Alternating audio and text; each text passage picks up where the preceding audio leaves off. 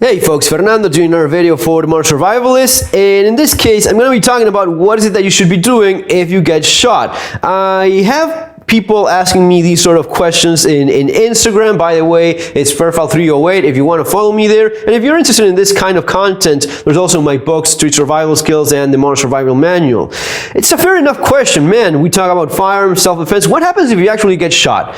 Okay, well, first thing, calm down. That's the first thing you should be doing. If you got shot, calm down. There's a good chance you're going to be surviving. It's about 65% for small arms, maybe a little bit worse if it's a long gun, but chances are you're going to be surviving. So keep that in mind. Don't lose your mind over this, especially if you're conscious and there's things you can do. The second thing to keep in mind and what you should be doing is calling 911 or whatever emergency number works in your area. That is the second thing you should be doing, of course. And that's the way in which you will notify the authorities, you're going to be getting help eventually, and there's a good chance, with a little bit of luck, that you'll make it through. Now, what you do next will depend on a few things. Depends on the kind of material you have at your disposal and the kind of knowledge that you have. So there's a chance that, let's suppose you're in the range, accident, you got shot in your arm, your hand. There's a number of things that could happen depending on where you got shot,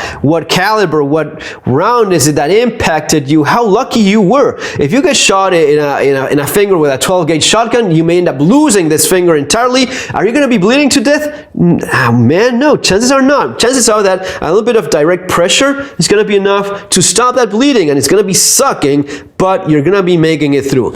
That is just an example of, I know someone that got shot with a 45 in a gun store. Accident, self-inflicted gunshot wound, completely accidental. He was handling a gun, pointing in his direction, boom, 45 to the gut.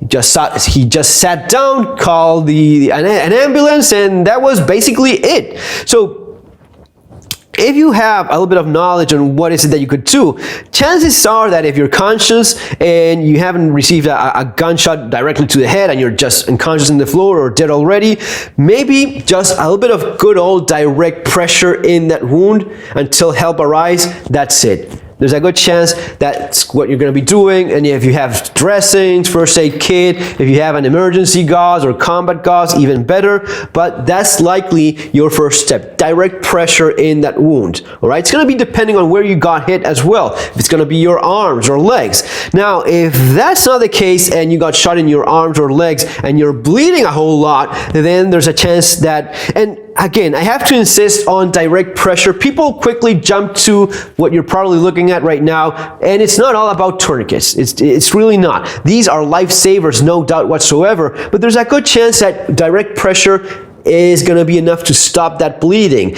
and you shouldn't be using a tourniquet if direct pressure stops the bleeding. Now, if it's a main artery that got hit and you're bleeding profusely and you're bleeding to death, you're going to be noticing that because it is a lot of blood that's going to be pumping out. If you've ever seen it, you know exactly what I mean. It is very, very obvious that you're bleeding to death. So in that case, what you want to do is improvise, especially if it's going to be in an arm or leg, is going to be improvising a tourniquet. And here's where people get creative of, yeah, you're going to be using this. Look, there's certain things, and I explain this to some extent in Street Survival Skills. For improvising a tourniquet, the best thing is something like this, you know, like a strap from a backpack, something that's about 2 inches wide, give or take, something that's wide, strong, and you can wrap, all right, like so, and then with a stick or pencil, start constricting until you stop the bleeding. You basically have to keep doing this until that bleeding stops. Now, if you're thinking of doing this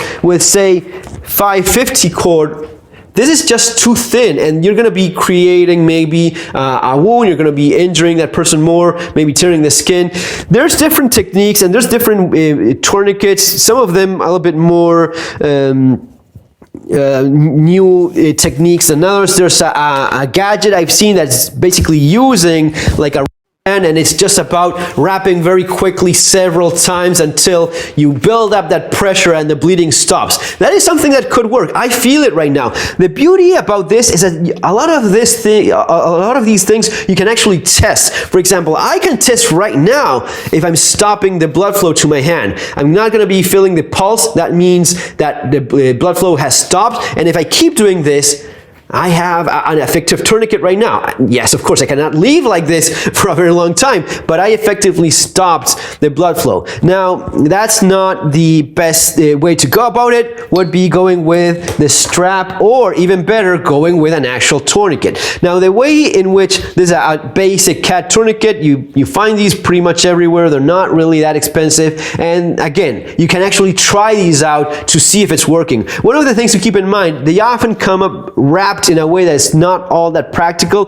There's different means and methods of preparing your tourniquet depending on what your preference is, but in a nutshell, what you want to do is something that's quick deploying. Imagine that you're wounded and you just have one arm, right, and you have to do this with just one hand. You don't want to mess with this a lot. You want this to open up as much as possible, as easily as possible, right? And only then I'm going to be putting this on my leg, my arm, and then pulling on this tab here so as to actually use a tourniquet, right? So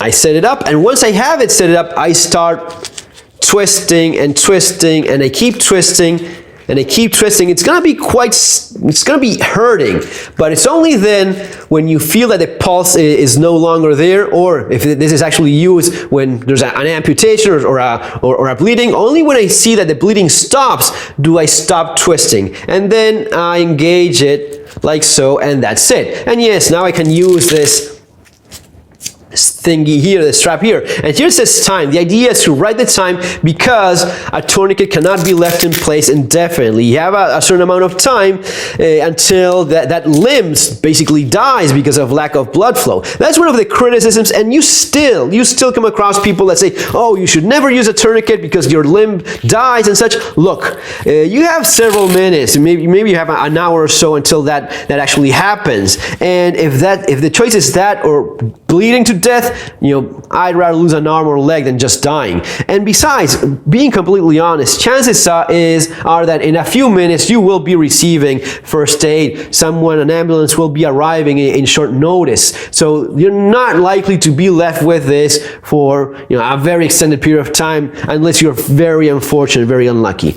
Now, what happens when this is an injury you had in your, say, in your torso or shoulder, or somewhere where a tourniquet cannot be applied? Well, that's where hemostatic gauze comes into play. Celox or Quick Cloth, those are the two maybe bigger name brands. And hemostatic cloth is something very cool because it stops bleeding as soon as you start packing the wound. Lots of these things, you can actually see demonstrations on using tourniquets or Celox. You can find that online by the company, the commercial promotion of the product, or the instructions on how to use it. There's a very good video that I saw a while back. I don't know if it's still available or not, but they had a pig in an operation room. They had that pig opened up, and the artery, I think it was the femoral artery of that pig exposed, and they just slash it open. They just cut it. Man, does that thing start bleeding. It starts, the opening starts filling up with blood immediately, like pouring water from a bottle or something. Just starts flowing like crazy. And what they do is they open one of these up and they start packing the wound, like compressing and putting as much gauze as possible in that wound and making sure it's stiff and pressed against that opening. This stuff stops the bleeding, because it's designed to do that. It has like a component that makes that bleeding stop. Now, if you do that same thing, let's say with a shemag or with a rag, just cotton or some other fiber, it will not do that. It will just soak up and it will keep on bleeding. There was a very famous case of the granddaughter of an ex-president in Argentina. teenage girl in school. She just accidentally ran through a glass door. She got cut in her leg, upper thigh, and she just bled to death. The people, the teachers there, I remember that report very well, because they were saying we just could not stop her from bleeding. He just kept bleeding. He just bled out in front of our eyes. We just couldn't do anything. If they have had something like this, there's a good chance that girl will still be alive. So these are the kind of things you may want to look into. Okay. Now, there's also the chance of gunshot wound, stab in your chest. You may end up with sucking chest wound. And it's called like that because that's what it actually looks like and sounds like. It's like a sucking sound, and there's like foam coming out of that wound. What is happening? Well, this is again very mechanical, just like bleeding to death. In that case, what's happening is that you're trying to breathe in, but instead of having a sealed torso, you have a hole in your torso, and air is going through that, and you cannot make the vacuum so as to inhale through your nose and mouth. Air is going through that hole, and that lung is basically collapsing. You need a way to form a seal in that hole in your chest so that air can come out, but it shouldn't go in when you're inhaling. There's little ways in which you can improvise somewhat of a solution. I've heard about using a credit card and duct tape on the sides and leaving one of the sides open, so when that air is coming out, it can, but when it's going in, the car just seals it. Also with some thicker plastic membrane or bags or something like that. Now, the best way to go about that is using an actual occlusive dressing for open chest wounds. And you get 2 of these because you actually have two lungs. So what you do is you rip this open, you find that hole, and you put this seal on that hole, and this is already that seal, that valve prepared and ready to use properly with actual glue that's going to be sticking in spite of being transpiration or wet or blood. So it's nice. It's designed specifically for that, and there's different brands. These things are not exactly cheap, especially these two, the tourniquet a little bit more, but man, I think it's absolutely worth it. If nothing else, get this, try figuring out how to use it. There's videos that are very simple on how to use some of this stuff. Even better, a lot better, get an actual class where it's not just first aid, but an actual class with a shooting school where they teach how to treat gunshot wounds and stab wounds. That would be fantastic. Folks, I hope you enjoyed my little video and some of the things you can actually do so as to be just a little bit better prepared in case it actually ends up happening. Subscribe to the channel. See you on our next video. Have an awesome day.